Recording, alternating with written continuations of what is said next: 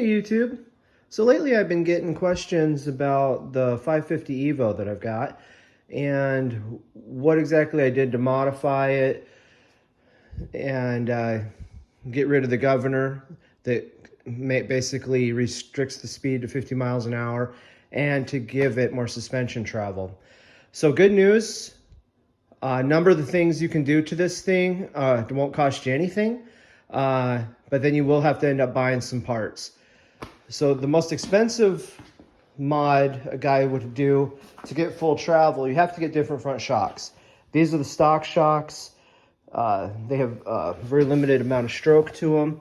The shocks that are on here, they're actually the stock shocks that came off of this 600 Indy.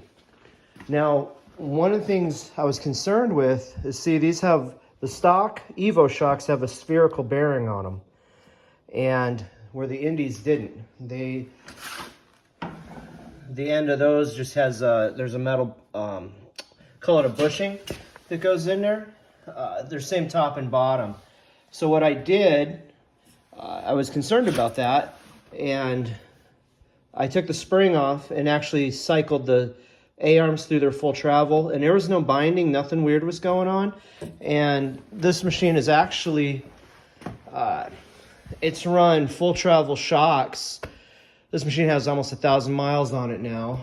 Had it for a little over a year, and it's had, I actually ran these Walker Evans on it at first, which have the same kind of mounting system without the spherical bearing. So I haven't had any issues with it. The front end on an Evo that's an RMK front end. So yeah, so basically it kind of opens up your options for shocks. You can try to find the ones off an Indy, or you could look for some off an RMK. And then you'll have these the spherical bearings on the bottom of them. Next thing, now this is free, what you can do to give it full travel. So in order to get full travel out of this, there's a limiter strap that holds the back scissors down. It goes, it's like from here, I think from the bottom to there. Anyway, it'll be obvious when you look at it. Unbolt it, you don't need it. The stock rear shock has full travel, it's just squished down. Oh, and that does remind me. So another part you're gonna end up, well, it all depends on how light your kit is. The stock rear springs in an Evo are just really soft. These are the stock springs out of the 14 Indy. Because I had those, so for me to modify it was really easy because I already had that other machine. Torsion springs aren't cheap from Polaris. But if your kid's heavy, I mean, you're going to find out. It's going to be bottoming out everywhere. So you may end up having to get new torsion springs. To get full travel out of the front arm, same thing. It has a really short limiter strap. It's got a full travel shock. It's just really sucked down. Take that limiter strap off, and you're going to want to replace it. So these limiter straps, they're off an old Yamaha suspension I had. Actually, it was off a Vector. It doesn't really matter what you have, what you use. Just find some proper limiter straps. I ended up having to drill a hole. I used a stud bit, made a nice clean hole. Then I bolted it tight to where I wanted it. So that cost me nothing to do. So another thing you're going to want to do to get full power out of the engine is replace the stock throttle with one off a full-size Indy. In this case, I happen to have one for the 600 Indy. That's the one I used. It works perfect. I think it's about $50 from the dealer. And then what you need to do is, you just take that little circlip out. Watch you don't lose it, because that thing likes to fly out and hide somewhere in the garage and you never find it. You can get new ones at Napa though, fortunately. Anyway, you just pull that pin, the throttle. Let me get my light. I'm trying to think, I'm not going to take this all apart, but I think it's pretty self-explanatory. Basically, This is a throttle cable, and you can hold it, slide this forward, and get that throttle. And it's like a little T. You just get it out of the way, then your throttle can come loose. The reason why you want to do that is because the stock throttle is a lot longer, which is nice for little kids, you know, so if they have to use their whole hand to give it power, this is easier for them. But what happens is it bottoms out, and it doesn't open the carburetors all the way, so you're not going to get full power or speed out of the engine. Right now, stock, it cuts out, or when it was stock, it cut out at 50 miles an hour, and that's it. It won't go any faster, which is good if you have a little kid. But if your kids are older, then you're probably gonna want more speed. This happened to be the stock Evo strap. I don't remember if it was on the front of the skid frame or the rear, but I just reused the hardware out of it for the other. One of the biggest things you need to do, fortunately this is free, is you unplug a wire out of the harness. I'm not sure if it goes to the CDI, what it does exactly. I found the information on Hardcore Sledder Forum.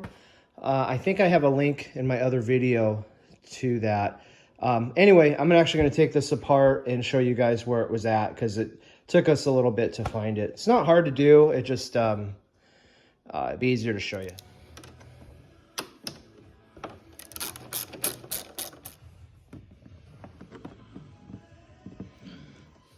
So once you press that tab right here, then it'll unplug.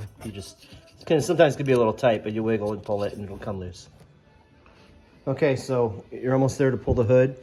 Make sure you get these plastic push rivets out. It'd be nice if I could pop this front up. Oh, excellent, I did. This will make it way easier. The liquid, I kind of had to take it off a different manner. So there you go. Easy peasy. All right, what do we got in here? I think this is the wire right here, black with a blue stripe. And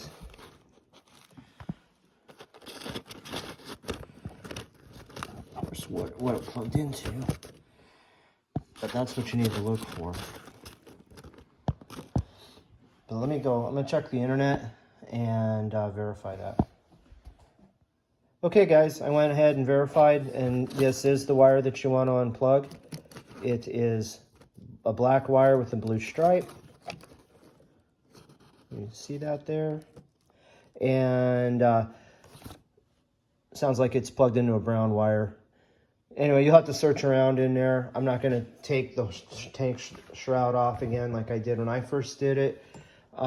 Just be patient, take a look around.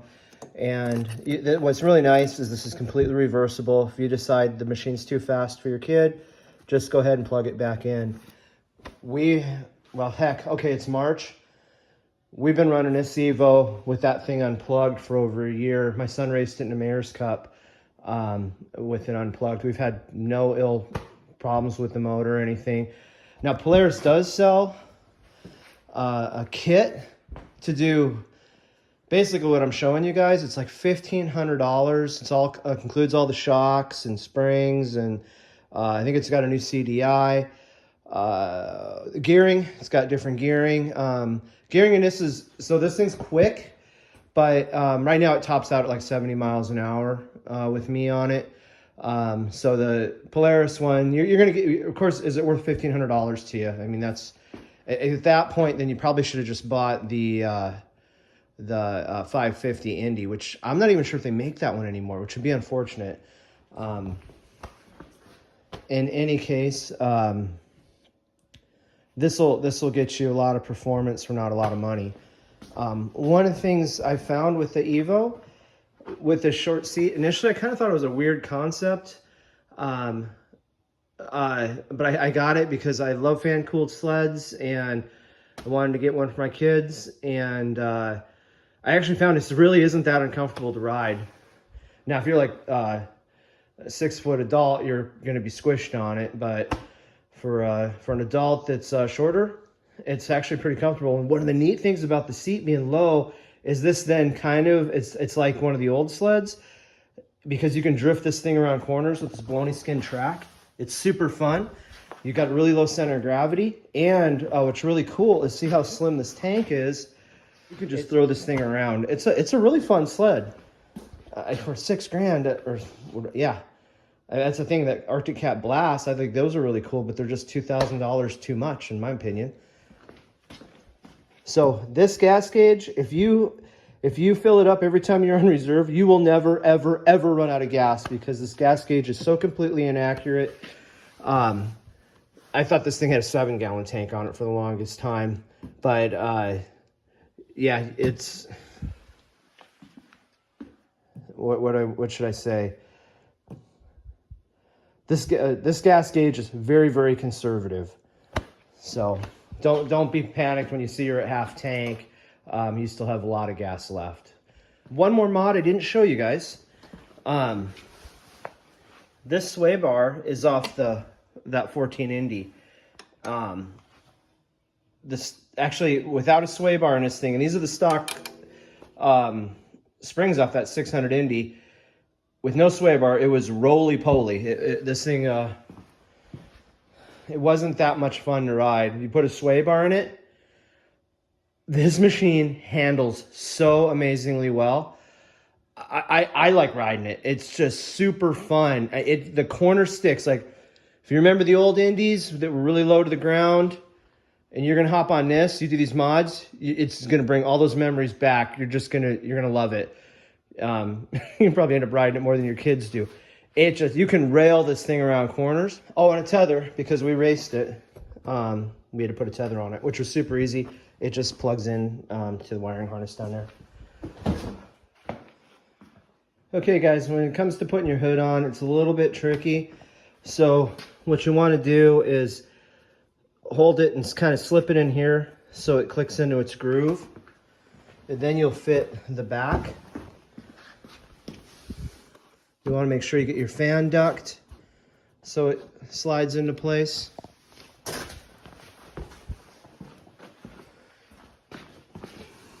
Verify that your airbox is seated properly. I'm good there. Then you have these little tabs. So what's nice is there's enough flex here. I just pulled it out. It slipped in, and then I've got to put that one underneath. So then that'll fit tight. Okay, can you see that tab where my finger is in there? So what we're gonna do is we're gonna pop this shroud out, and then it slides up in there. And then this will pop. Most of the time you gotta slide that underneath.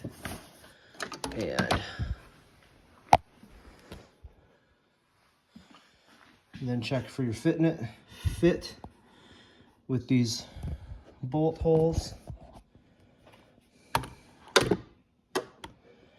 What I like to do is I'll grab the front of the headlight and I'll just kind of pull backwards on it.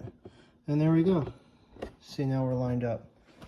From there, put your screws back, your 2 screws back in, the push pins back in, side panels back on, and then you're ready to go. We've got the hood on.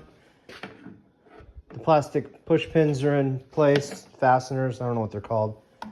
Screws are in, and don't be like me and forget to plug in the headlight and gauge, because pretty much every single time I work on these, I always forget, start it up, and then there's nothing happening at the gauge, and then I have to turn it off and plug the dang thing in. Let's get some light in there.